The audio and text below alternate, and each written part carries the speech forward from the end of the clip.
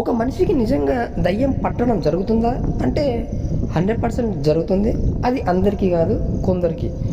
అమ్మాయిలకే పడుతుందా దయ్యము అంటే అబద్ధం, అబ్బాయిలకు కూడా పడుతుంది. ప్రత్యక్షంగా నేను చూశాను. అయితే దయ్యం పట్టిన వాళ్ళ బిహేవియర్ ఎలా ఉంటుందంటే, స్టార్టింగ్లో వాళ్ళు మొత్తం సేమ్ అందరిలాగా నార్మల్ లైఫే ఉంటారు. వాళ్ళు హనుమాన్ టెంపుల్కి వెళ్తారు, నరసింహస్వామి టెంపుల్కి వెళ్తారు. అక్కడ ఏదన్నా భోజనాలు ఏర్పాటు చేసినా భోజనాలు కూడా తింటారు. వాళ్ళకి ఎలాంటిది ఏమీ కాదు. ఎందుకు కాదంతే, అదంతే. మనం దానికి ఎందుకు అనేది తెలియదు, కానీ కాదు. దయ్యం పట్టిన వాళ్ళు మనలాగే ఉంటారు. వాళ్ళకి నచ్చిన వాళ్ళతో మాట్లాడతారు, నచ్చిన వాళ్ళతో చాటింగ్ చేస్తారు, నచ్చిన ఫుడ్ తింటారు. కానీ ఆ దయ్యం ఏ ఉద్దేశంతో పట్టింది అంటే, ఇప్పుడు ఆమెకు పిల్లలు పుట్టే సమయానికి చనిపోయిందనుకో, ఆమెకు పిల్లలు ఉంటే ఆ పిల్లలకు మళ్ళీ హెల్త్ ప్రాబ్లమ్స్ అంటే ఇప్పుడు ఒక వ్యక్తికి దయ్యం పట్టింది, ఆ దయ్యానికి పిల్లలు లేరు, ఈ పట్టిన మీకు పిల్లలు ఉన్నారు. అప్పుడు ఆ ప్రభావం ఆ పిల్లల మీద చూపిస్తుంది. అంటే వాళ్ళని బాగానే చూసుకుంటుంది, కానీ నెగిటివ్ ఎనర్జీ కాబట్టి ఆ పిల్లలకు మళ్ళీ హెల్త్ ప్రాబ్లమ్స్ రావడం. ఆ తర్వాత దయ్యం పట్టిన వాళ్ళకు బాగా నడుములు గుంజడం, కాళ్ళు చేతులు గుంజడం, మెడ కింద నరాలు గుంజడం, భుజాలు గుంజడం, ఒక అనీజీగా అనిపిస్తుంది. వాళ్ళ ఫేస్ వాళ్ళు అద్దంలో చూసుకుంటూ ఒక నిమిషం పాటు కళ్ళు కొట్టకుండా అలానే చూస్తే కనుక ఆ దయ్యం యొక్క రూపం అద్దంలో కనిపిస్తుంది. ఇది వాస్తవం. బట్ ఇది మాత్రం ఎవరు చెప్పరు అంతే. ఇది అంటే ఏ ఒక్క గురువులు కూడా చెప్పరు. అయితే ఓకే, అటా పక్కన పెడదాం.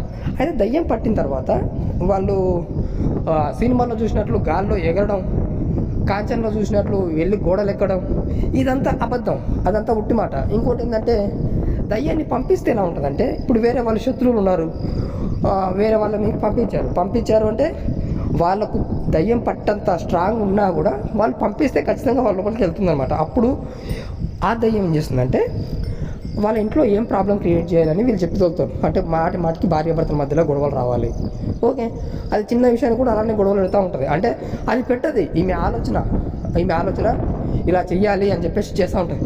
మళ్ళీ కొద్దిసేపటికి అరే నేను ఇట్లా చేసినారా, ఇట్లా చిన్న విషయానికి ఎందుకు ఇంత సీరియస్ అయినా అని ఆమె బాధపడటం. ఇక ఆమె కళ్ళ కింద వచ్చేసి నల్లగా అవ్వడం, రోజుకు నల్లగా అవుతున్నాం కళ్ళు. ఇక ఆమె కూడా సేమ్ పరిస్థితి, బ్యాక్ పెయిన్ రావడం, కాళ్ళు చేతులు లాగడం, తల ఎప్పుడు కొంచెం బరువుగా అనిపించడం. బరువుగా అంటే లేడీస్ కాబట్టి ఎక్కువ స్నానం చేసిన కూడా అనుభవం అవుతుంది.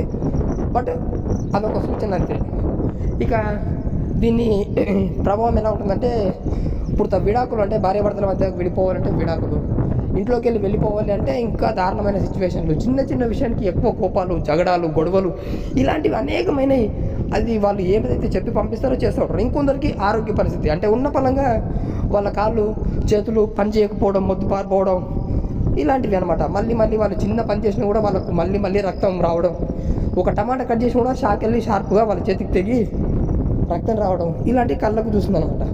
అయితే వీటన్నిటిని ఎలా పంపిస్తారు బయటికి అంటే, అది ఒక చిన్నపాటి సాధకులకు ఇంకా గురువులకు అది చాలా చిన్న విషయము. సో ఇలాంటి సమస్యతో ఎవరన్నా బాధపడుతూ ఉంటే, మనము చాలామందికి బాగు చేసాం, స్వయంగా వాళ్ళే చెప్పారన్నమాట. ఇక ఒక్కొక్కరు ఒక్కొక్క స్టైల్లో ట్రీట్మెంట్ చేస్తూ ఉంటారు, మనదైన స్టైల్లో మనం చేస్తామన్నమాట. అయితే ఆ ప్రేతాత్మను ఆమె లోపలికి ఆవాహనం చేసి ఆమెతో మనము డైరెక్ట్గా మాట్లాడి ఫేస్ టు ఫేస్ ఆమె ఎందుకు వచ్చింది, ఎవరు పంపించింది, ఎందుకు వచ్చింది, ఆమె పర్పస్ ఏంది అని తెలుసుకొని ఆమెను సైలెంట్గా కట్టి పడేసి బయట పడేయడం మన స్టైల్ అనమాట. అయితే ఇలా నేను కొందరికి చేశాను. మీలో ఎవరికన్నా ఇలాంటిది ఉంది అంటే మీరు వెళ్ళి నా ఎంబడే వాళ్ళు మీకు ఏం పట్టింది అయిపోయిందంటే అది అబద్ధం, మీకు అది ఉందంటే అది అబద్ధం. అది నిజపన్న కావాలంటే దానికి ఒక చిన్న ట్రిక్ ఉంటుంది. సో ప్రతి ఒక్కరు మాత్రం జాగ్రత్తగా ఉండండి, హనుమాన్ చాలీసా చదవండి, ఇంకా శివాలయానికి వెళ్ళండి, మీకు మంచి అద్భుతం జరుగుతుంది.